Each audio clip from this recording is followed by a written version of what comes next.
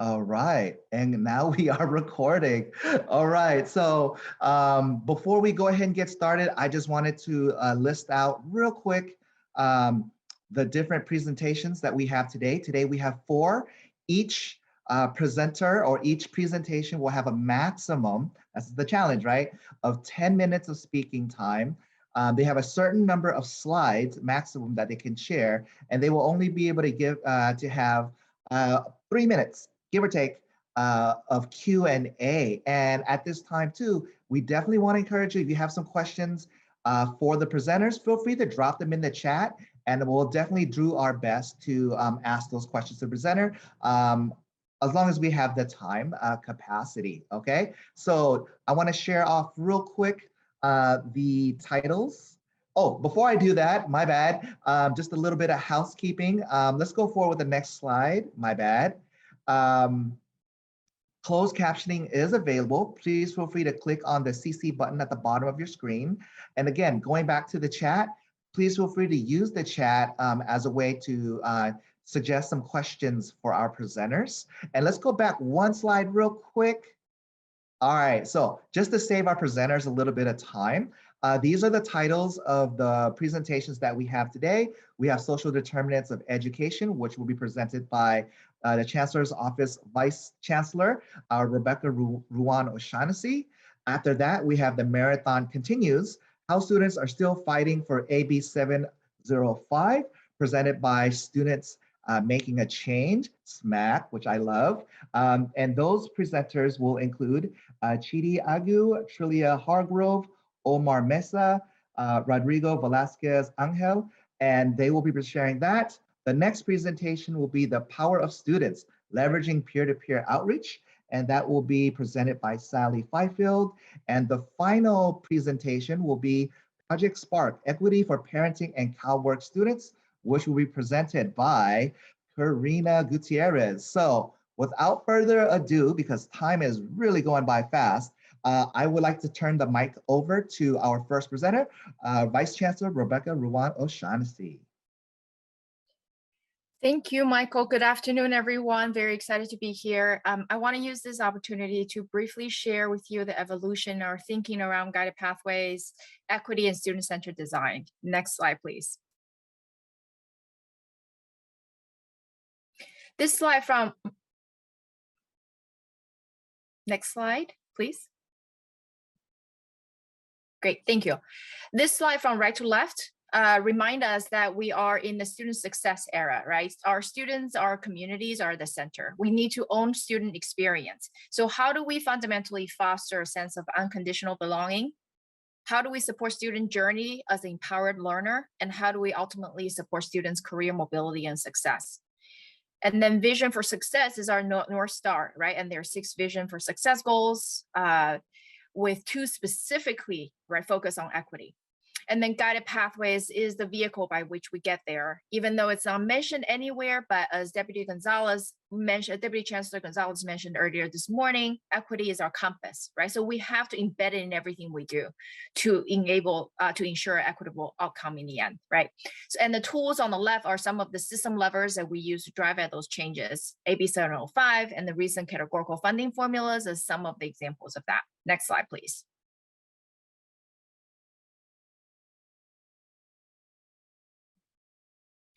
When we think about guided pathways, especially in the context of our system, where we're doubling down on equity and student success, here are the guiding principles, right? And it includes removing student friction points, assuming everything can and should change. Because we're faced with structures set from the right to fail era, so we need institutional changes and all of us working together to affect that change. Next slide, please. With all the context I provided, we at the Chancellor's Office have been thinking about how guided pathways with equity is actualizing for student services. When we look at the institutional structure we have today to support, for example, the areas of financial aid and basic needs for our students, you see these boxes, right? Which are the programs and pilots that we set up. And by the way, this is an illustration of the 2021-2022 budget program supporting financial aid and basic needs. We set them up in this way because this is how funding flows, right? From the legislature to us, then to districts and colleges. Therefore, this is how we organize our work, our people, and our organizations. And the structure remains largely the same on campuses for the same reason. Next slide. But then when we shift the orientation from institutions to students, what happens when it gets to the students, when these programs and services get to the students? First of all, students are waiting in line, right? And then when they get to the front of the line, they're faced with this cafeteria style of services, right? The burdens is with the students to navigate, apply, and coordinate the services that they need. The yellow boxes on the left, again, are some of the examples of the student burdens. And then the students have to then make do with whatever they get at the end of the day, right? And somehow translate everything into a successful outcome for themselves. So it's fair to say that whether a student is successful in the end is contingent on who the students are, who they know, what they find, what they happen to be going through at that time, and a little bit of luck, right? So when there's so many contingencies, the outcome is not going to be equitable. That is why we need to work together towards institutional changes and transformation as called out by Guided Pathways. Next slide, please. Before I move forward, I want to first show you a quick video.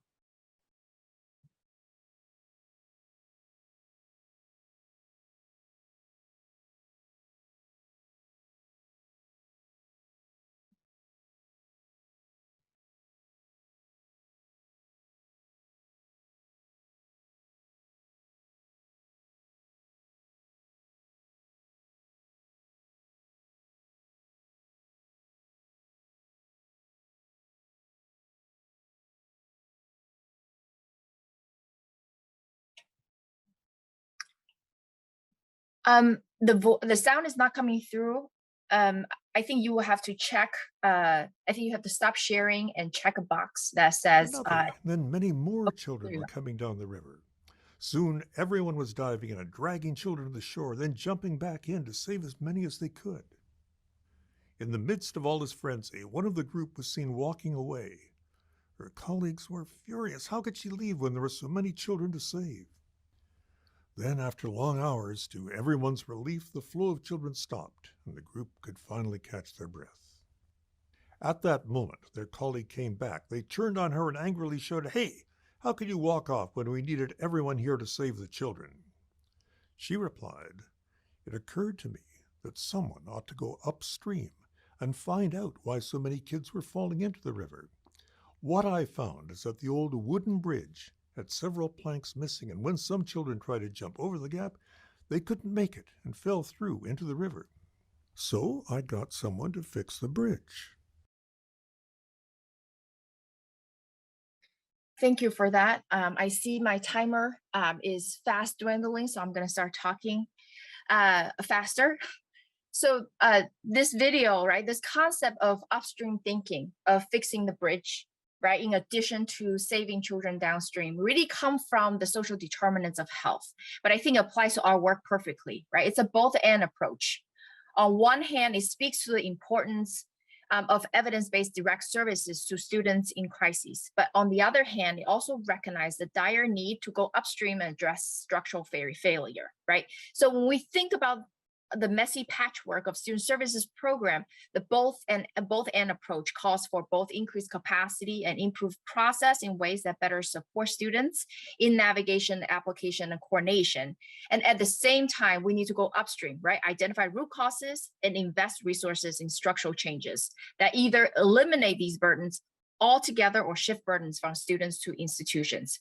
That's why this is a paradigm shift. A shift from the existing structure, which is just accumulation of programs, pilots, to a student-centered support ecosystem. And this visual here illustrates these two mutually influencing efforts that the Chancellor's Office rely on to make this shift.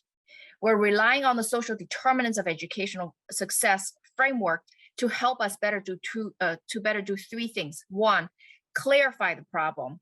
Two, maximize resources, and three, shifting structures to meet any identified student unmet need, right? And student-centered design is the chassis or the connective tissue of this ecosystem that help us make sure that the delivery of services will directly lead to equitable student experience and impact.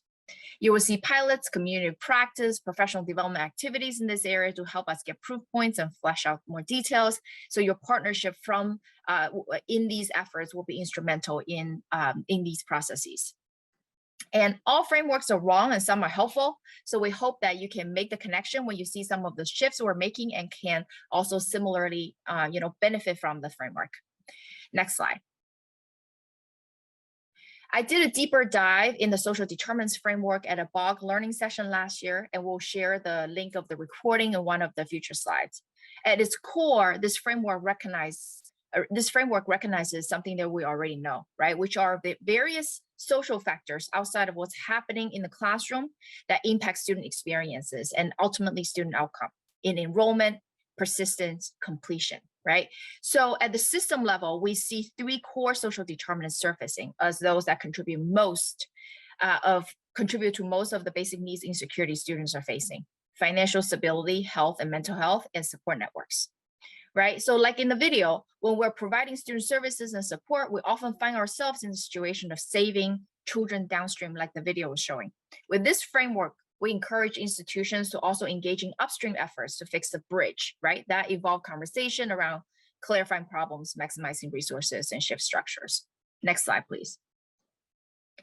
Student-centered design. We've been using this phrase a lot, and at this time, we are really being very explicit about what that means. At its core, it's about shifting burdens, right? Let me repeat again a previous point that most of the existing institutional structures were built from the right to fail era, right? So they were not designed for student success, not designed for equitable student success, right? So that is why we need to interrogate status quo. It's a lot of work, it's hard work, it can happen, but it can happen anywhere, it can happen now, right? So this is really an area we see a lot of change. And I think, some of the speakers after me will kind of touch on some of these color boxes, so I'm not gonna elaborate anymore. And I see I have 30 seconds left. So ultimately, why should you care and what are the next steps, right? Awareness, so you know what's happening at the chancellor's office. Connection, when you see activities, momentum, energy from the chancellor's office, you're able to make connections. And then local conversation, planning, and partnership. We hope you find this framework to be helpful and align with what you're trying to do locally. And we look forward to your thinking in this area and partnership. I see they're shutting me down. Here's additional resources for the BOC learning session. And that concludes my presentation. Opening for any questions you may have. Hey, shout out to Vice Chancellor Rebecca for sharing so much information in such a short amount of time. And that's like pre-props to all of our following presenters as well. So Rebecca, I wanted to ask you, one of the questions that kind of comes to mind is, there's this big shift, and I really appreciate it too, because it's almost kind of like the first time you see an institution of this size really shift the perspective of centering and valuing the lived experiences, right, of the people that we serve, which are our students. Can you tell us a little bit more? Because typically before it would have to come from, let's say, research or data in that sense, that formal sense. But here, this acknowledges the lived experience of our students' experiences. Can you talk a little bit more about how this all kind of came together? Did it start with some conversations? Did it start with research? What led to this being adopted? I think it's really various angles, right? So for some of you who don't know me, I come from population health, right? So the research is there around the conditions where we live, how we interact with one another, how we learn, how we work, really impact our outcome, right? Health outcome, educational outcome, and others. So this is a very research-rich and evidence-based area, and it can be adopted in a higher ed context, right? And then when we think about the fundamental thing about shifting the burdens, that's really comes from the students, right? And then also come from the dire need of the frontline practitioners saying, there just aren't enough people to provide that high-touch intervention for everyone, right? And we know that's not scalable. It doesn't matter. There's not enough funding right, to really support that. So we have to structurally change. How do we then really eliminate these burdens altogether so we can have a structural design that really works for many, many folks already, and then we can really leverage the expertise of the categorical programs, basic needs programs, and the funding and resources there to provide high-touch interventions. So that's really critical to address the continuum of need. Right on. Thank you so much, Vice Chancellor. We only have like 35 seconds, so probably not enough time to ask and answer another question, but I definitely want to take this moment to thank you for being here. In case y'all don't know, our Vice Chancellor is super duper busy. So for her to be able to come here today, you know, it is something we definitely appreciate. So thank you very much. And if you don't mind, Vice Chancellor, I want to give this extra 20 seconds to our next presenters, okay? So up next, we have our presenters. From Students Making a Change, SMAC, and I'll start it off with introducing Chidi Agu to come on and take the stage for you and your team, and the mic is all y'all's. Awesome, thank you so much, Mike. So hello, welcome everybody. Really appreciative of you all joining the space here today. Going to get us started in just a moment. But to just tell you a little bit about myself, my name is Chidi Agu. I'm the program coordinator here for SMAC, Students Making a Change. And who I have with us are our wonderful student fellows. We have Rodrigo for Long, Omar, and Trillia. And they're going to talk about the amazing work that they've been spearheading here with our organization to fight for this incredibly important legislation, AB 705, and why there's still work left to be done. And with that, I'll pass it off to Omar. Hi everyone, welcome. My name is Omar. I'm one of the newer SMACers to be part of Students Making a Change. For Students Making a Change, students are a crucial part of our organization and the most important part of every community college campus. We advocate for students locally and statewide. We meet the needs of marginalized communities in these community college systems that include Black, Indigenous people of color, student parents, undocumented students, and so much more. SMAC has provided textbook waivers, food cards during the pandemic, and led webinars focusing on topics like mental health and student resources. So that's a little bit about us. But right now, a huge change we're trying to make is getting Black and Brown students to transfer, and AB 705 can help with that. If I can get the next slide, please. So AB 705 helps students transfer faster. Currently, Students Making a Change is trying to help students advocate for themselves across the state by informing all students about this AB 705 law that was fully implemented statewide in 2019. This law maximizes the probability that a student will enter and complete transfer level coursework in English and math within 1 year time frame. We would like students to step away from these remedial courses because 1, they aren't transferable, and 2, they're actually more likely to fail, thus wasting students' time and money. Clearly, the research clearly shows that all types of students are more likely to pass their English or math class when they go directly into transfer level work, not by taking remedial or pre-transfer level classes. It's understandable that some students need extra support, and co-requisite classes are offered for that extra support.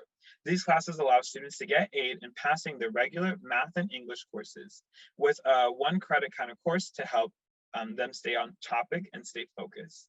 And to further kind of talk about some statistics, I'm going to pass it to my friend and colleague, Trillia. Thank you, Omar.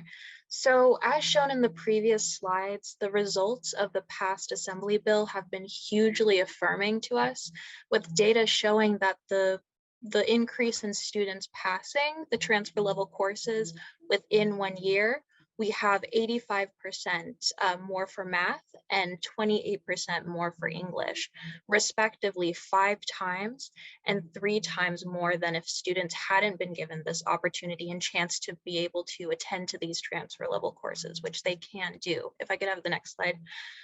But it is very noteworthy that the populations originally identified as disproportionately affected by pre-AB 705 measures are still, such as Black and Latinx students, are still at lower percentages now, of pass rates compared to other student groups. So that raises the question of, is there actual proper implementation of AB 705, such as co-requisite supports, which help students actually get through these courses?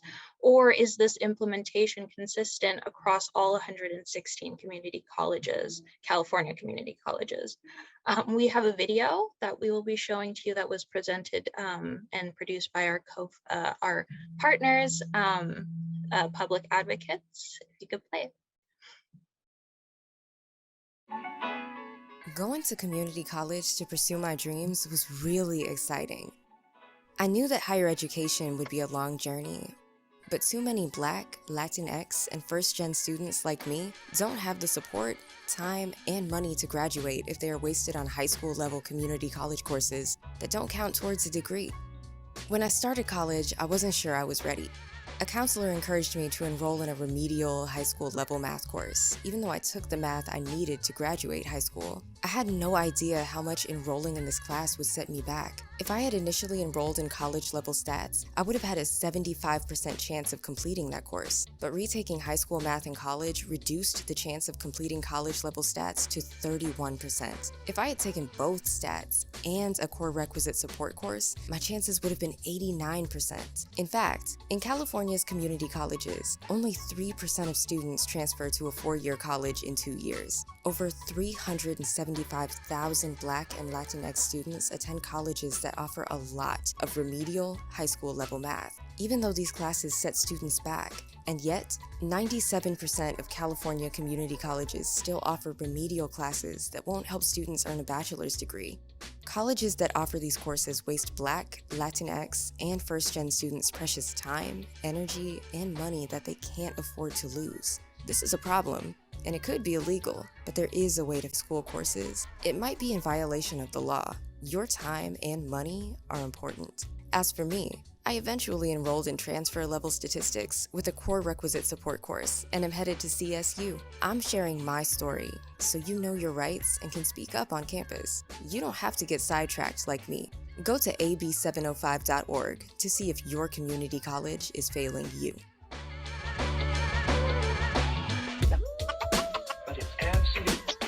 So you can go see that website, and let's move on to what efforts can be made to push towards these goals of addressing the achievement gaps for Black and Brown students. And I'll pass it to Rico.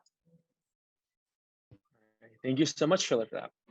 All right, everyone always asks us, what has SMAC actually done? Well, I'm glad you asked. SMAC has accomplished advocacy efforts and reached numerous students, professors, and colleges about the importance of AB 705 and how it overwhelmingly transforms students' lives, saving them time, energy, and especially money. We're continuing to do this work to this day. But we have held multiple Know Your Rights webinars for community college students in San Francisco and Southern California. We have also spoken to several state representatives to encourage more equitable implementation of AB 705. We have advocated for AB 1705, which is a new proposal to strengthen the intent and impact of AB 705. We're continuing to come up with new strategies on how we can aid and inform students, specifically marginalized students, about their rights under AB 705. Can I get the next slide, please? All right, everyone also always asks, how can we help? How can we spread the information about AB 705? We have come up with some steps you can utilize to advocate at your college. But before we get into them, let's just define advocacy one more time, all right?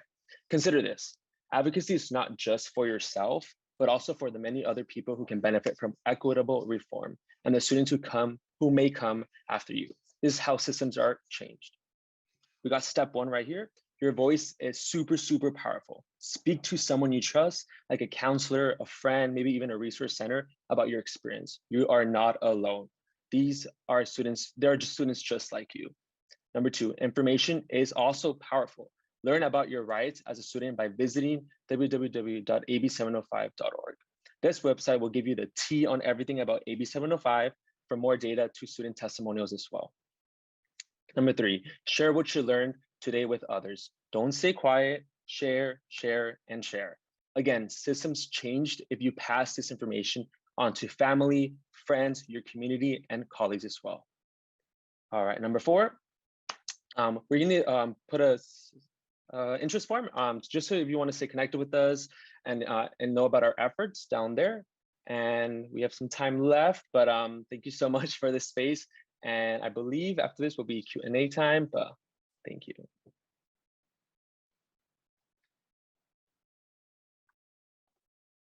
All right. Wow. Thank you so much for keep the timer running, and then we'll give you the Q&A time as well. Thank you so much. This has been a very powerful presentation, all within 8 minutes. Congratulations.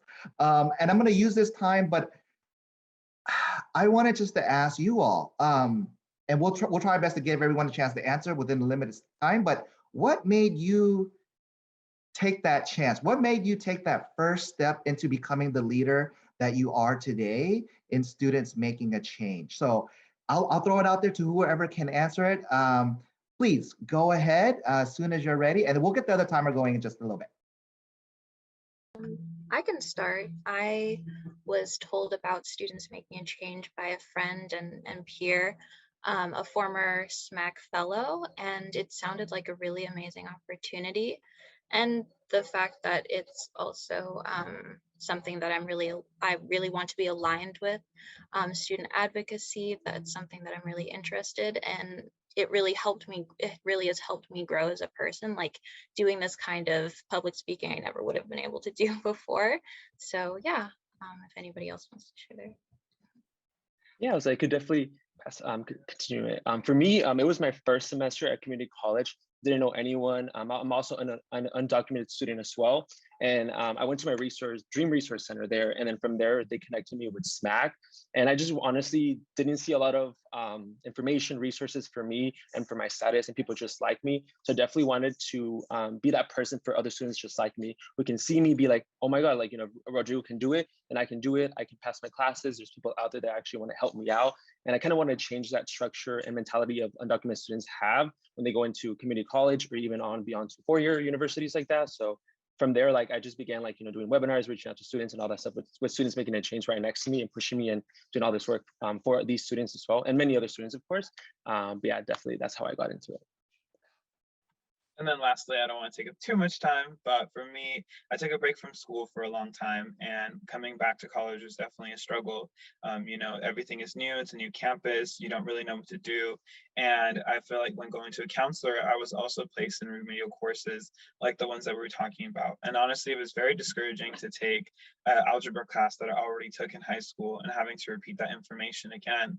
And so because of students making a change that was recommended by my friend Rodrigo, they taught me so much about basically standing up for your own rights, and that just because they put you in these courses doesn't mean you belong there. And so now, because of that, I know that I have laws and I have people to back me up when pursuing my educational goals. So that's kind of how I got into it as well.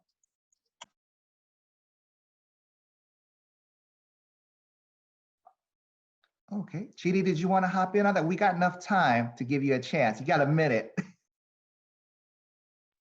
Yeah, sure. I'll hop into it.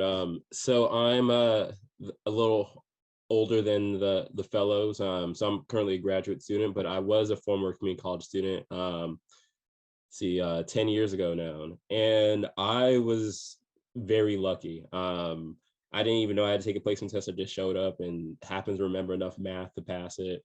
I remember like almost missing my first class getting dropped because I was like late. I parked in the teacher's parking lot. Like there's just so many little moments in which like things could have derailed my career, my opportunities. I was just really lost and trying to figure stuff out after I dropped out of college. And community college is where I found my identity, I found my voice, I found my second wind, really. And that's why I continue to come back to the space, regardless of where I've gone to school, where I've worked. This is where my heart is, in California, and in a system that isn't just equitable, but really this is where the heart and engine of a transformative action happens at the community colleges. So that's why I'm here. Right on. Thank you, folks. We really appreciate y'all being here. And I just want to add one more thing, being that the title of your presentation is the marathon. I really appreciate y'all pushing us closer to the finish line of that marathon. So please stay involved. Audience members, please get in contact with our folks here, and thank them again. All right, cool. We appreciate y'all. Okay, so up next, we have Sally Fifield, who will be presenting on the power of students and leveraging peer-to-peer outreach. This is a real good one. I get asked for a lot of examples of how to get folks engaged. We definitely want to give you your time, Sally, so go ahead, hop on in, and we'll start when you're ready. All right. So I'm having my camera started glitching out maybe 2 seconds ago. So fingers crossed we can get through this. So my name is Sally Fifield. I am the program manager here at the Equity Department in the Foundation for California Community Colleges, here today to talk to you about the power of students. And so I know my audience, I know that you already know that California Community College students are powerful and impactful. And I'm here to highlight the power that they have in regards to peer-to-peer outreach and spreading the awareness around important programs to their peers. So first, let's talk about the problem. So we see equity gaps in accessing important basic needs resources and public benefit programs like CalFresh. There are so many other basic needs equity gaps, but for the timing of today, we're going to focus in on food security and CalFresh. And so here's some of the data that we have. So 2 in 5 college students are eligible for CalFresh. Next, we know that in a 2019 Real College survey, we found that 50% of California community college students had experienced food insecurity in the last 30 days. And next, we have 22%, and this stat goes back a bit, but 22% of CalFresh eligible students actually received their benefits. So that means that there's 78% of students who are eligible for CalFresh that are leaving those funds on the table. And so a way that we were trying to close those equity gaps is to spread awareness, decrease stigma, and increase accessibility. And a huge impact in these areas has been through peer-to-peer outreach.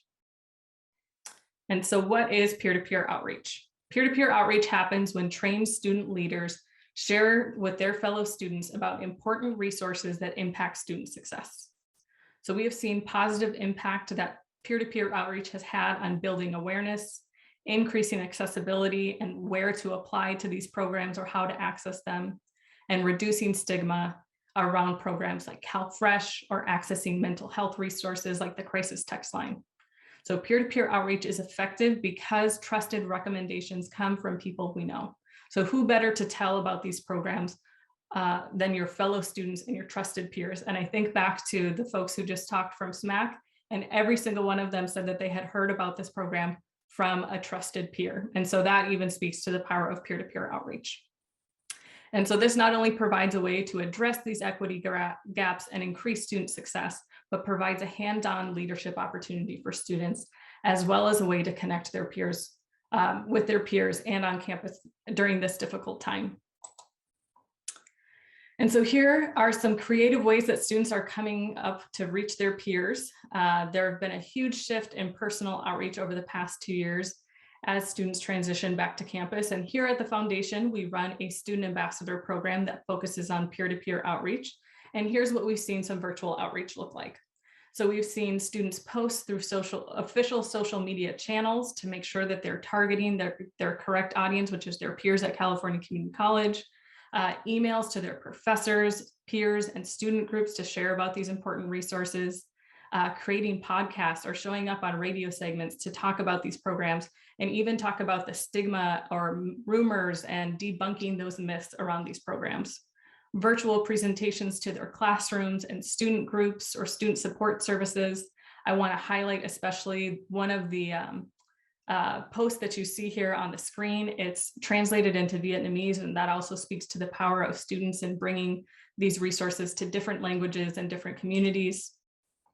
Next, we have in-person outreach. So as students are back on campus, and pre-pandemic times, we saw a lot of in-person outreach through tabling at campus events like health fairs or Welcome Week, presenting to classrooms in person, or student groups and student support services, are participating at those basic needs centers or food distributions.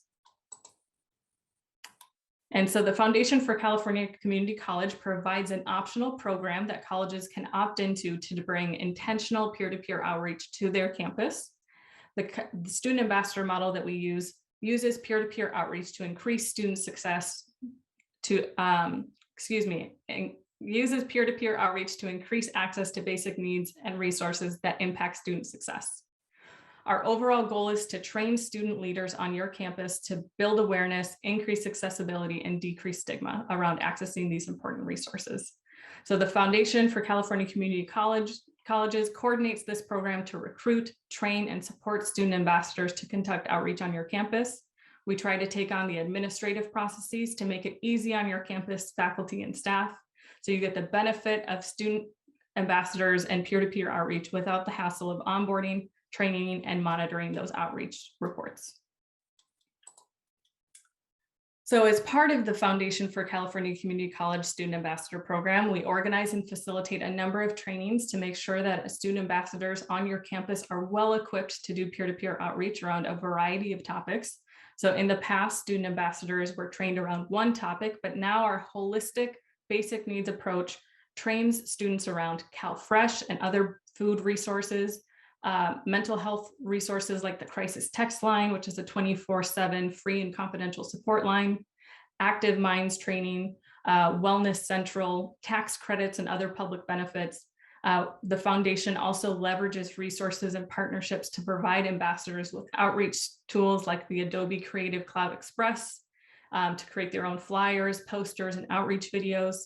We also train around peer-to-peer outreach strategies to make sure that student leaders are reaching their targeted audience and identifying appropriate outreach channels. And lastly, we sprinkle in professional development opportunities throughout the ambassadorship, like public speaking skills, board engagement, and resume preparation and help.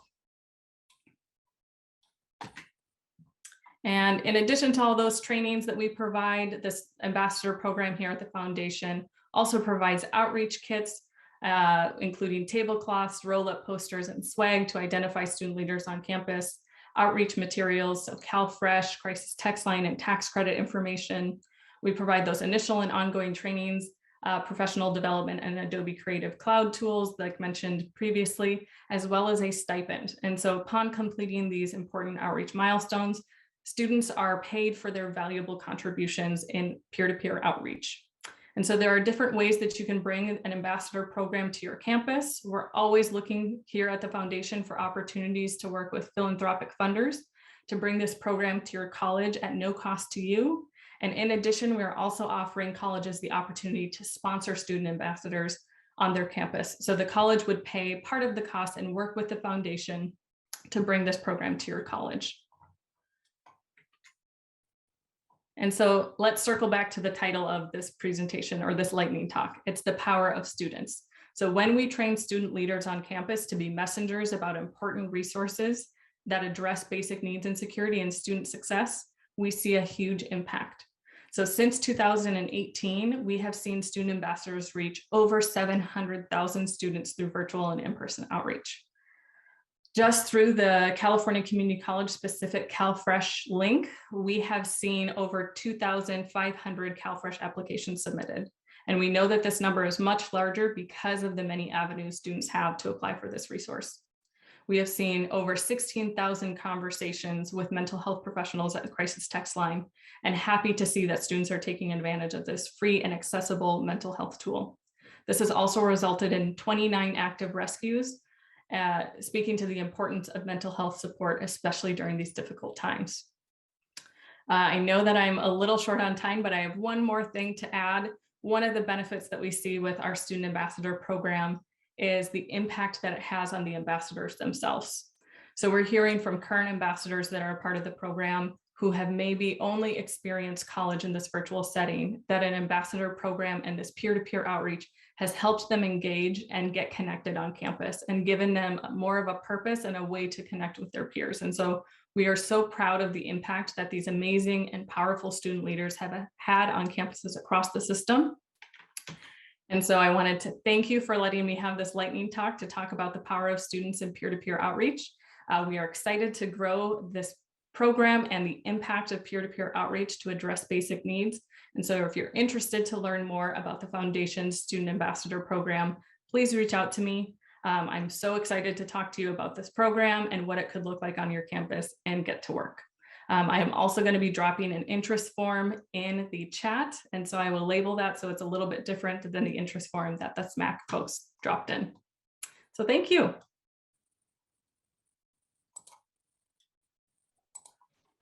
Wow, right on, Sally. Thank you so very much for sharing the power of peer-to-peer outreach.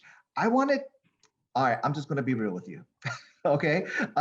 You mentioned earlier as a part of your presentation, um, the value of compensating students, right, for the work that they do.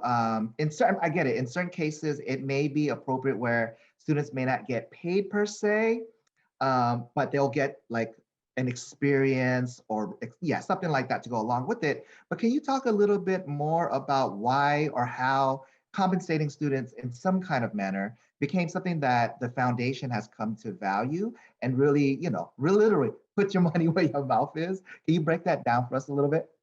Yeah, and so, I think about one of the sessions that I was listening to earlier, it was talking about how one of the challenges is getting students to be involved in some of these programs or to be a peer mentor.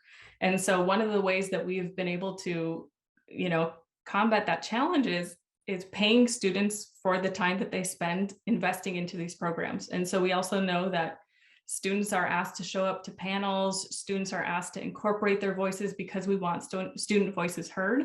And a great way for us to continue to incorporate student voice, have strong leaders on campus, is to pay them the time that they're spending for these programs. When we show up, we all get paid, right? If you're working in the system. And so we want to, put our money where our mouth is and start paying students. And that's where we also see huge success is when students have more flexibility and financial flexibility to do what they need to be successful in school.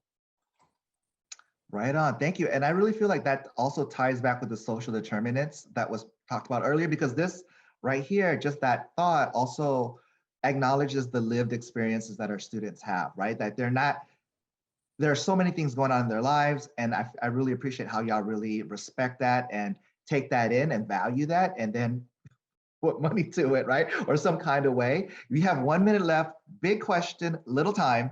What is your vision for this program going forward? What is the goal that you would like to see, the ultimate goal reached for your program? Oh, that is a great question, Mike. Obviously we would love to see peer-to-peer outreach and student ambassadors and student leaders on every California community college campus. So to make sure that students are aware of these programs and they're getting to hear it from their peers.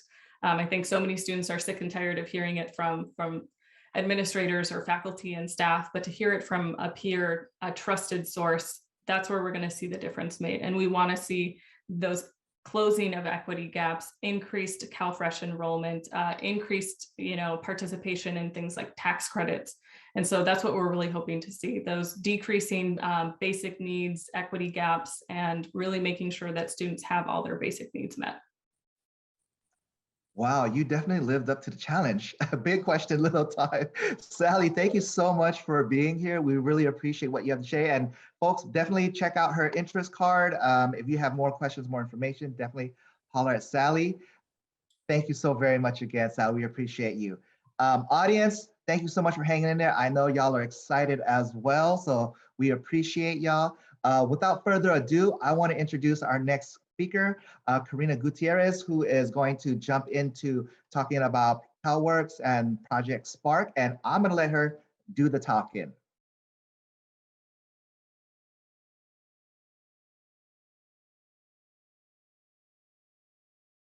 Oh, you're still muted, Karina.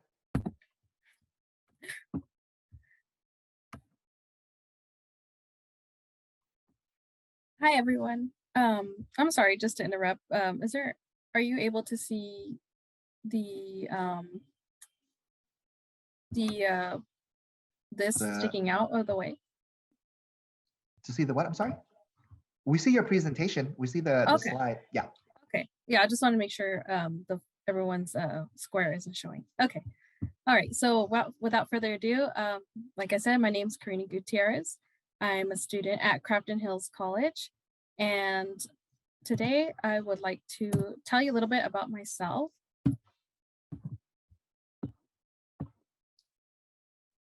So in 2017, I became a single parent. In 2016, I became a single parent. I was 19 years old, and that led to me becoming a CalWORKs recipient. And over a year after my daughter was born, I was still considered exempt from participating in the Welfare to Work program. But I just felt like it was time to change. And I wanted to make a better life for myself and for my daughter. And so what I did was I decided to leave the exemption status and go to college. And like I said, it was a scary decision at the time. Like I said, I was a single mom. You know, I have my baby, and I've just been attending Crafton since 2017. And during my time at Crafton, I've had several opportunities presented to me, and so I became like a CalWORKs student worker for the department. And this is because of the CalWORKs director and the counselor Raquel Schoenfeld. And I've been blessed with other opportunities and received support from the different departments as well.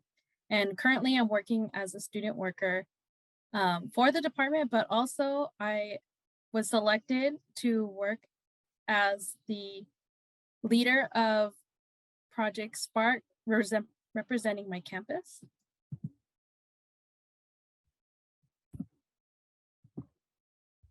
And so I'm going to share with you what Project Spark is.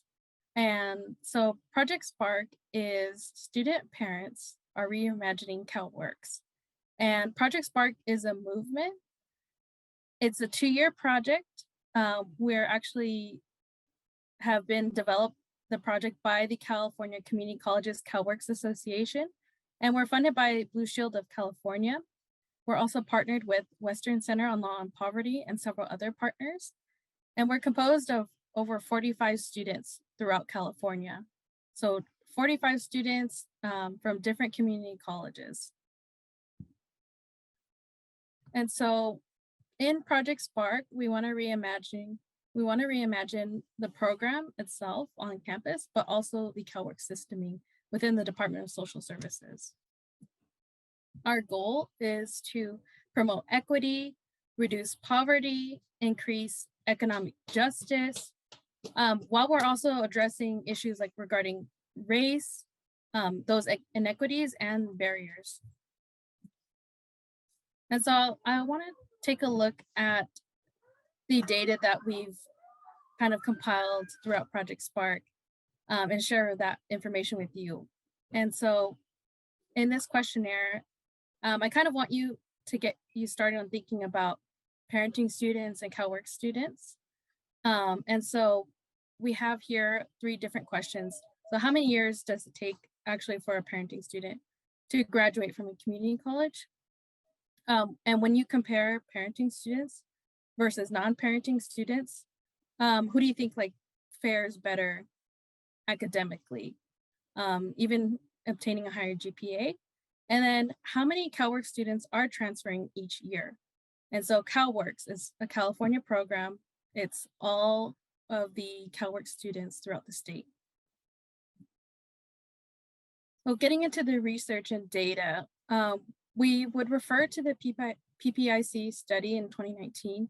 However, we have a newer study from UC Davis in 2021. And according to the study, they were examining parenting students. And so when they took a look at parenting students, they wanted to see how long it took or the amount of students that it takes for them to receive like 60 transferable credits, for them to transfer or even obtain a certificate.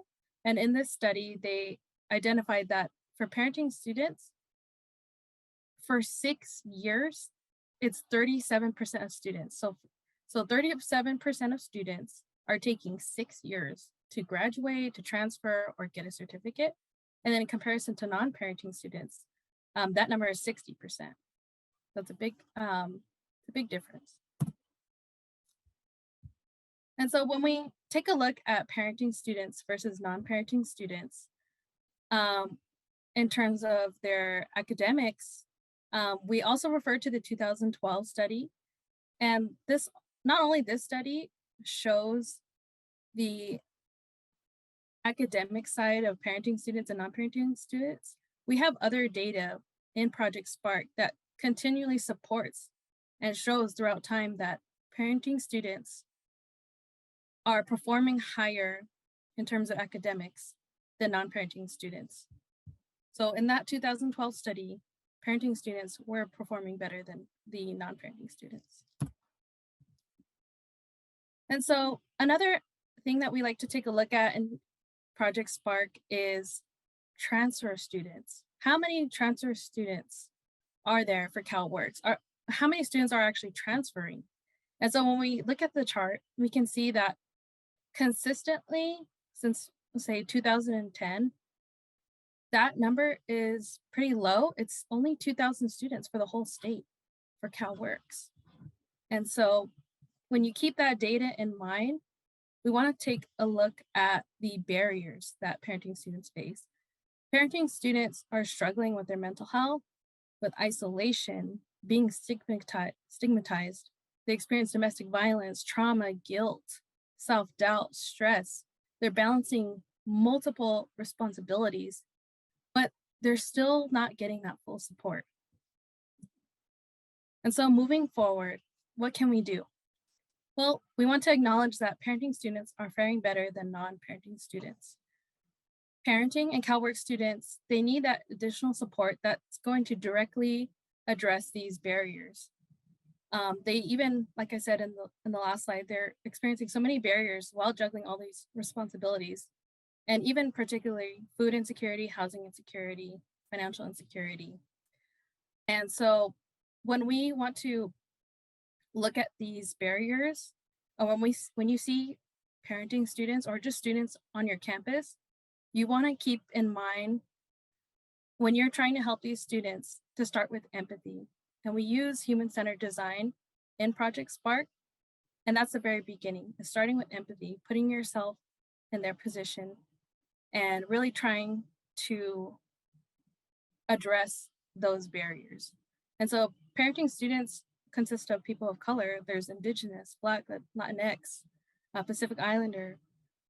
You know, that's what parenting students look like. And even more so important, it's so important for faculty and staff such as yourself and students to advocate to combine funding so that we can additionally support parenting students and CalWorks students.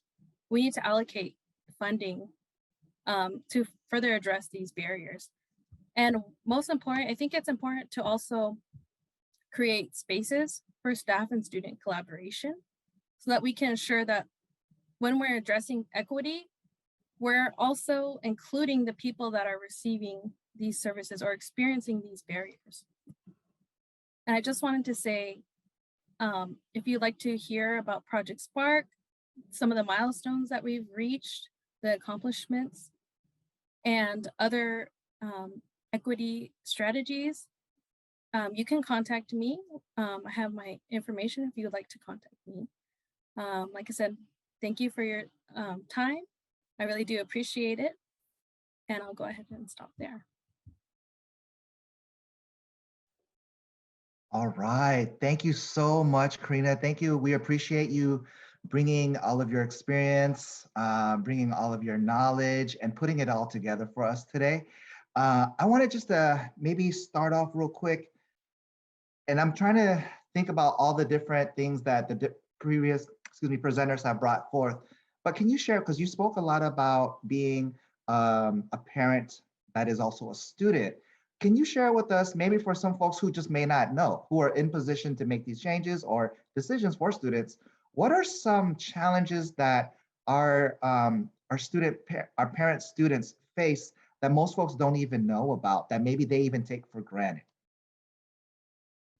Yeah, thank you, Mike. I think what can be taken for granted or overlooked when you're in that position of administration, you're not a student, you're higher up, is you can possibly forget kind of what it's like to be a student, but also you might not understand really what a student goes through. But I think what gets overlooked is parenting students because there's not a definite way of identifying them. And so we know that these institutions, community colleges, they're designed for a specific student in mind. When we think of a college student, like even in your head, you could probably think, oh, a single male, possibly white, like going to college, but that's not what the college student looks like. College students look like all different kind of backgrounds. And so I think when you come onto campus, it's important to remember that college students don't look like this one way. And parenting students kind of can experience that isolation to where when they come onto campus, thankfully, like through the EOPS and CalWorks program, we're welcome. That whole program is designed for us, but we're left out of a lot of clubs, activities. We're left out of like these decision making.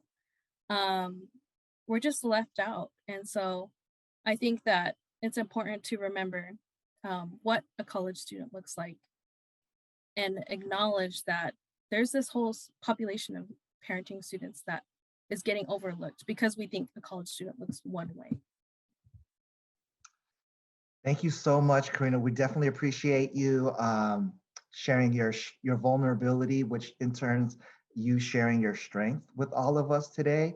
And thank you so much to all of our presenters for being here today. I think we found a lot of great interconnected issues and threads that connect all of our presenters together. So I definitely want to take a moment to thank everyone that came and spoke today. I want to thank especially our students, our student leaders, who definitely should always be at the center, but also should have that seat, right, at the table when it comes to making decisions about students. So we definitely want to thank you all for being courageous, for being brave, and really just bringing that truth to us today. So thank you so very much. I want to thank our audience. You could have been in a few other workshops, but you chose to be here today. We appreciate you for taking the time out to listen today as well. Before I wrap things up or close out our presentation session today, please note there will be a break from 2 o'clock to 2:15. And when you come back around 2:15 or a little bit earlier, you'll just start into your next breakout. All right. So once again, shout out to all of our presenters today. We got folks from all over the state that came and presented. Being that I'm from Oakland, shout out to the area. Thank you, everybody. We hope you have a wonderful day. And please feel free to contact any of the presenters if you have any more questions. Have a great break. And one more thing, please check out the student stories at the top of the event page as well. We have some great stories from them. Thank you, everybody. We appreciate you and have a great rest of the conference.